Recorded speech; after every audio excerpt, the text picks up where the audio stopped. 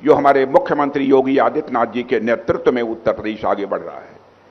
लखनऊ अब तहजीब और संस्कृति का शहर होने के साथ साथ राष्ट्रभक्ति और सैन्य गौरव का भी यह प्रतीक बन रहा है। साथियों, उत्तर प्रदेश जिस तरह से विकास के रास्ते पर तेजी से आगे बढ़ रहा है, उसे आज हम सभी देख रहे हैं और हम सभी जानते हैं कि कभी उत्तर प्रदेश की पहचान गुंडा राज और बिगड़े हुए लॉ एंड ऑर्डर से होती थी। लोग भय से जीते थे, डर में अपनी जिंदगी गुजारते थे। इन्वेस्टर्स यानी भारत से यदि कोई निवेशक आकर यहां पर पूंजी निवेश करना चाहता है तो वह भी यहां आने से कतराता था कि उत्तर प्रदेश में लॉ एंड ऑर्डर की सिचुएशन बद से बदतर है, इसलिए वहां पर मैं निवेश करूंगा तो गुंडों के द्वारा, बदमाशों के द्वारा हमें परेशान किया जाएगा। लेकिन आज का उत्तर प्रदेश मैं ही से स्वीकार नहीं करता हूं, बल्कि सारा हिंदुस्तान स्वीकार करता है कि बहनों भाइयों बदल चुका है। One district one mafia, Uttar Pradesh की ऐसी हालत हो गई थी। वन डिस्ट्रिक्ट वन माफिया के लिए यह उत्तर प्रदेश जाना जाने लगा था, लेकिन प्रदेश आज वन डिस्ट्रिक्ट वन प्रोडक्ट के लिए जाना जा रहा है। यह सबसे बड़ी विशेषता है और यह परिवर्तन किसी वजह से नहीं, बल्कि उत्तर प्रदेश के जनप्रिय मुख्यमंत्री श्री योगी आदित्यनाथ जी के मजबूत नेतृत्व का यह नतीजा है, यह मैं मानता हूं।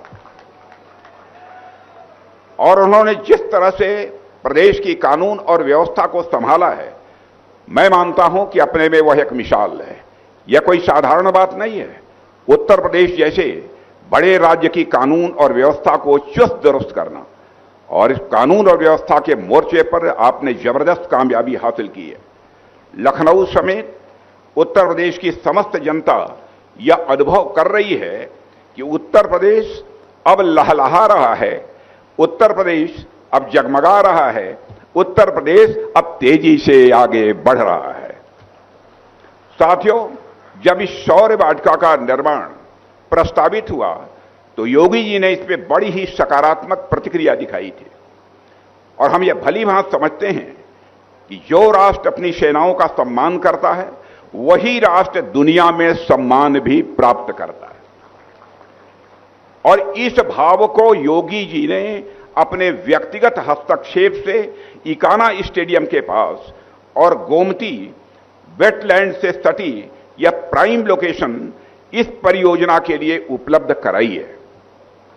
और इतना ही नहीं, और जिस तेजी से आपकी सरकार ने बजट स्वीकृत किया है और हर अहम पड़ाव पर आपने स्वयं इसकी निगरानी की है, इस काम को रिकॉर्ड समय में आपने पूरा करवाया है, इसके लिए भी मैं मुख्यमंत्री जी और साथ ही उनकी सरकार की मैं सराहना करना चाहता हूं।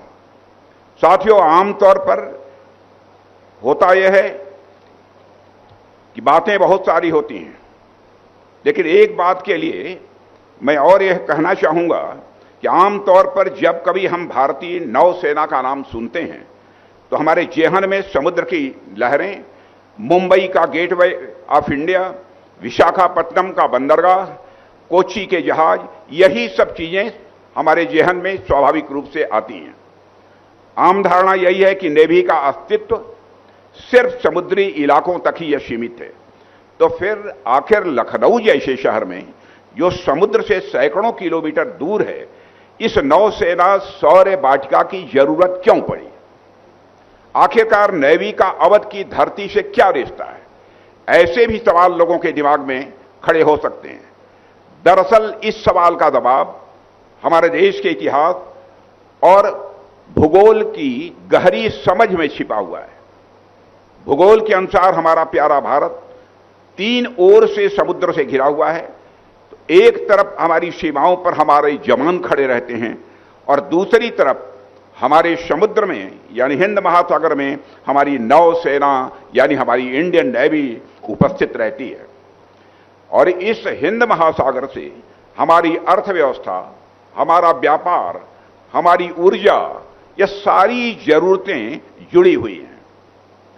बहनों भाइयों, और उस हिंद महासागर की जो लोग सुरक्षा करते हैं, वो लोग भारत के हर गांव, हर कस्बे और हर शहर से आते हैं। और हमारी नेवी पूरे देश का, ये हमारी नेवी पूरे देश की एक एसेट है। और उसकी ताकत देश के हर नागरिक के संकल्प और विश्वास से ही यह आती है, चाहे वह समुद्र के पास रहता हो या हजारों किलोमीटर दूर लखनऊ में रहता हो।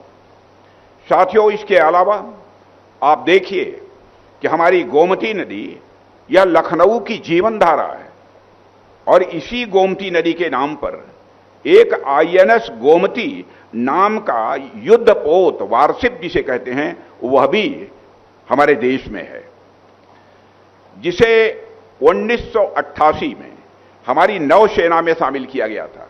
1988 में हमारी नौसेना में शामिल किया गया था।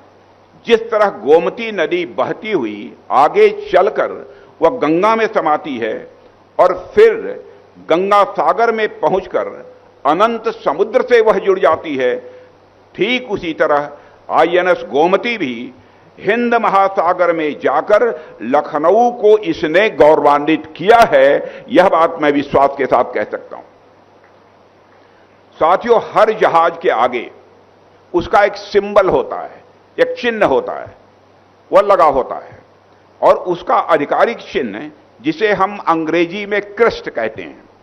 आईएनएस गोमती के क्रेस्ट पर हमारे लखनऊ के ऐतिहासिक 76 मंजिल भी अंकित था। हमारे लखनऊ का 76 मंजिल उसके क्रेस्ट पर यह अंकित था। जब यह जहाज हिंद महासागर में अपनी ताकत का प्रदर्शन कर रहा होता था, उस वक्त इसकी पहचान सीधे सीधे इसी 76 मंजिल और गोमती नदी से जुड़ी हुई थी। यानी हमारी गोमती और लखनऊ का नाता तो नेवी के साथ लंबे समय से रहा है और इसी अटूट बंधन का उत्सव मनाने के लिए आज यहां नौसेना शौर्य वाटिका प्रारंभ किया गया है।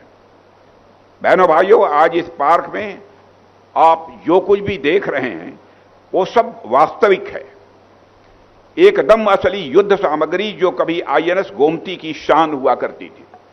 नेवी का जो बड़ा सा जहाज आप लोग देखते हैं और जो अभी नहीं देखा होगा तो जाकर देखेंगे, उसमें बहुत से उपकरण लगे होते हैं और मैं आप सबसे आग्रह करूंगा कि उसके भीतर घुसकर भी देखिए।